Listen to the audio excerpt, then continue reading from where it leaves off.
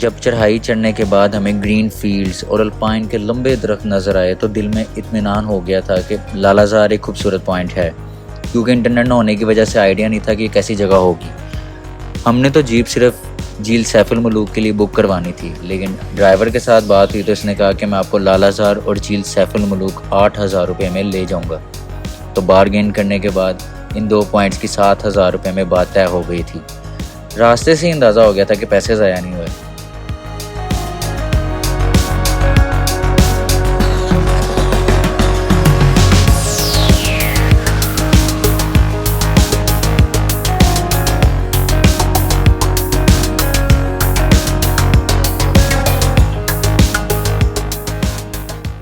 थोड़ा आगे जाने के बाद रास्ता डबल ट्रैक में तब्दील हो गया।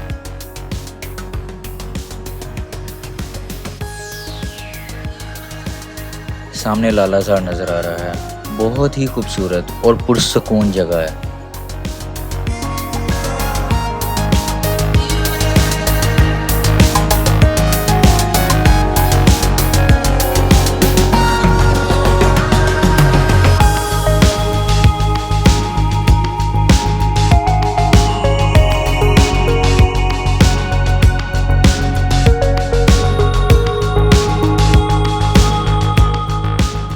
बैठने का इंतज़ाम मौजूद है। ताज़ा हवाओं के झोंके कमाल की रिफ्रेशमेंट दे रहे हैं।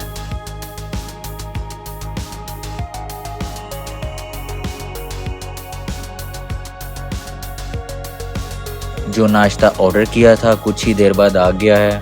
भूख काफ़ी लगी है तो पहले पेट पूजा कर ली जाए।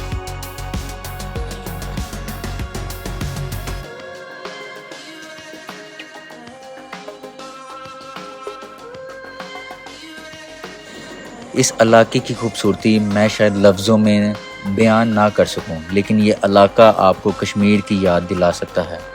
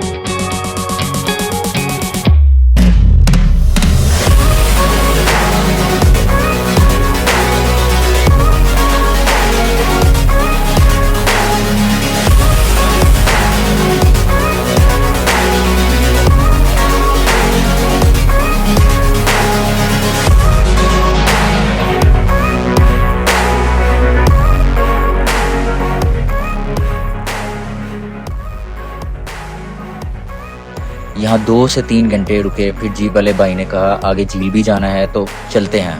मेरा यहाँ से जाने का कोई इरादा नहीं था।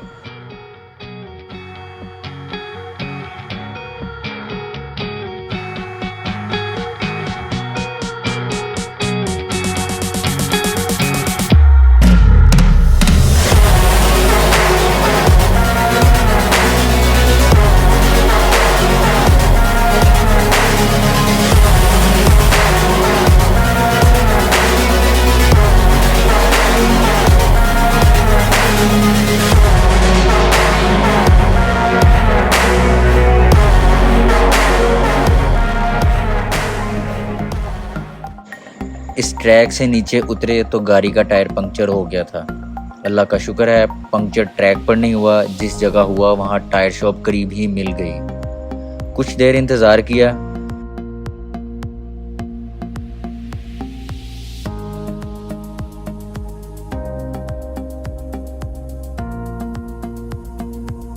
फिर नारान बाईपास से होते हुए हम झील सैफुल मलूक की जानिब जाने लगे। नारान बाईपास से इसका सफ़र 9 से 10 किलोमीटर है तकरीबन, और ये भी पूरा ऑफ रोड है, लेकिन ये ट्रैक चौड़ाई में उसकी निस्बत ज़्यादा है, इसलिए सामने से आने वाली जीप आसानी से गुजर रही है।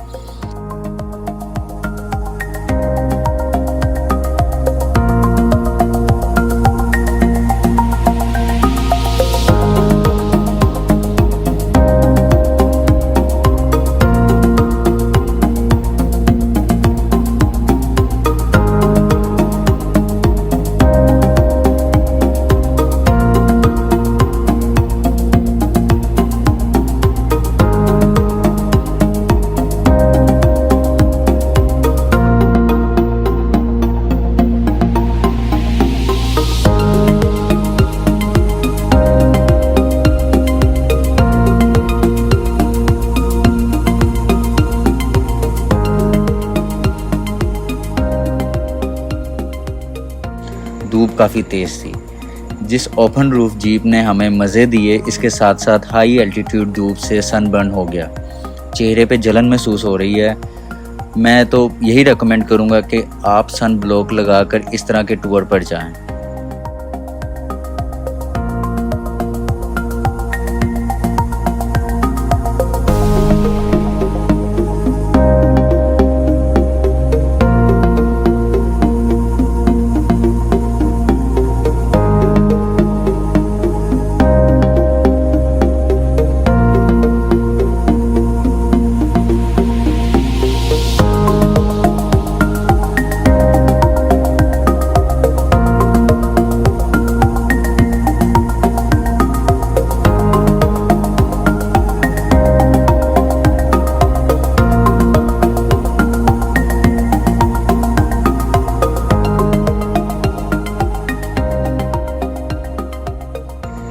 रास्ते में एक जगह रुके जहां एक छोटा पाइप लगा हुआ था, और हमारे ड्राइवर ने पानी की बोतल भर के दी तो पता लगा ये पानी शफाफ और ठंडा है। ये है अल्लाह की कुदरत।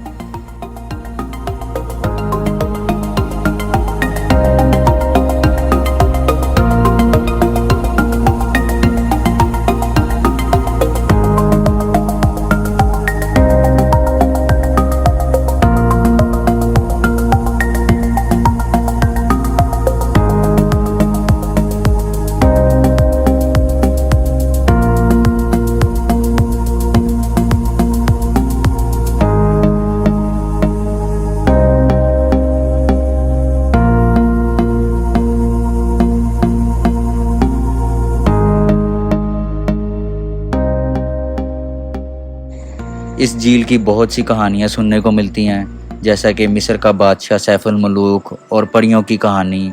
अब इस कहानी में कितनी सच्चाई है, ये कमेंट सेक्शन में ज़रूर बताइएगा।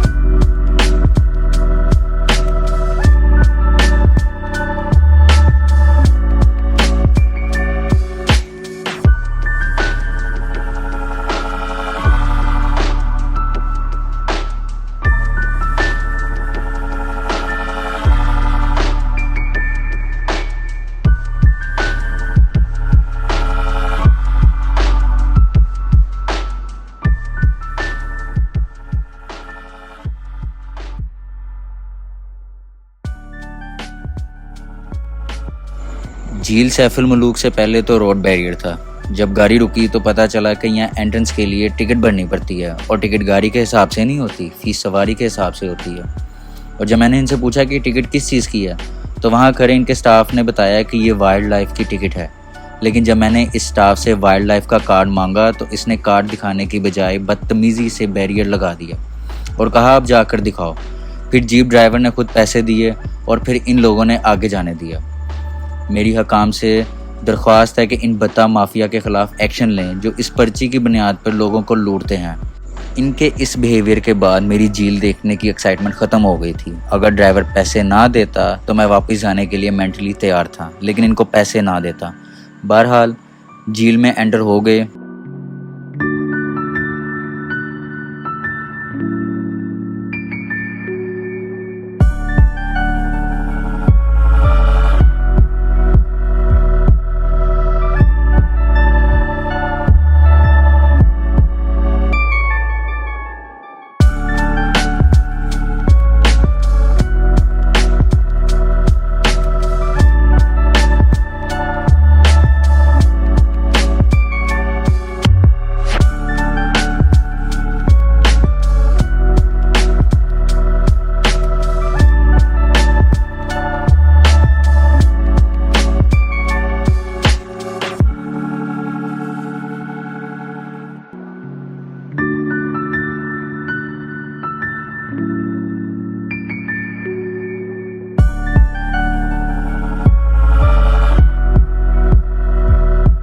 और यहाँ जीप्स का काफ़ी रश था कि दूसरी पर्सनल यूज़ 4x4 नहीं नज़र आई।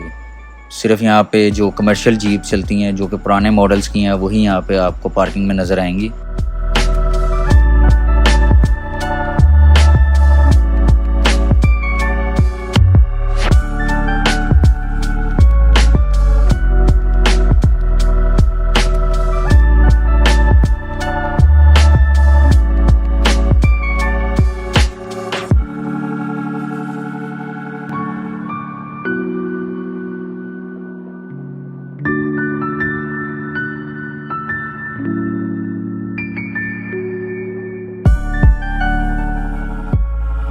घुड़सवारी की सहूलत यहाँ भी है, लेकिन आपको खुद इनसे बार्गेनिंग और इन्हें हैंडल करना आता हो। ये ना हो आपके साथ 3 टार्सन वाला काम हो जाए। झील तक जाने के लिए वाइड स्टेप्स, सीढ़ियाँ, यहाँ से झील तो बहुत ज़्यादा खूबसूरत लग रही है। यहाँ पर मैंने कुछ ड्रोन से सिनेमैटिक शॉट्स लेने थे, तो वो उसको शुरू करते हैं फिर।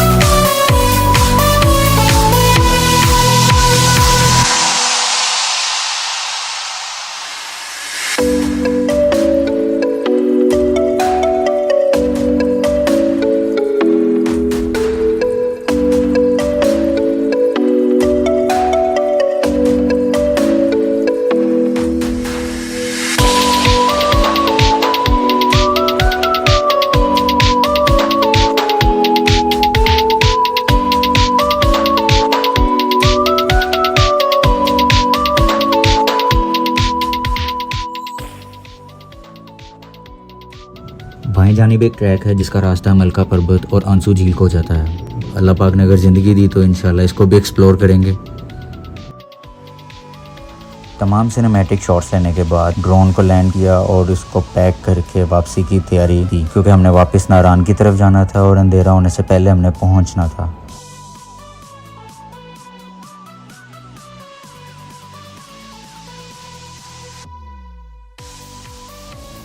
ये टूर सीरीज़ मुकम्मल हो चुकी है। देखने का बहुत बहुत शुक्रिया। नेक्स्ट टूर के लिए आप कमेंट सेक्शन में बताएं कि किस इलाके का टूर किया जाए और अगला टूर इंशाल्लाह बाइक पे होगा। कुछ लैंडस्लाइडिंग कम हो जाए फिर शुमाली इलाका जाया जा सकता है। वीडियो पसंद आई हो तो लाइक करें, दोस्तों के साथ शेयर करें और चैनल को सब्सक्राइब करना मत भूलें ताकि आने वाली वीडियोस आप तक पहुंच सके। मिलते हैं नेक्स्ट टूर सीरीज़ में, तब तक के लिए अल्लाह हाफिज़।